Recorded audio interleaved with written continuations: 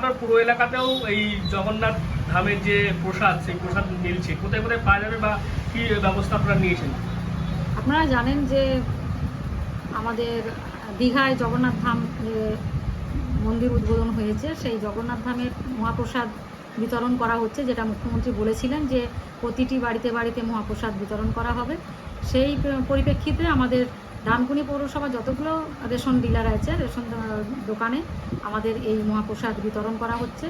যারা যারা নিতে ইচ্ছুক অবশ্যই ওই রেশন ডিলারের কাছে যাবেন, আপনারা মহাপ্রসাদ পেয়ে যাবেন।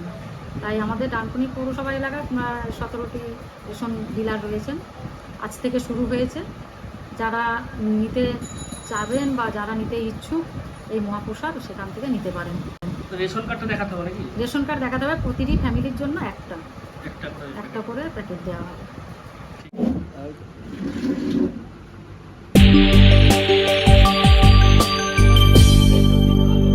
ঠিক আছে, চলে লাইন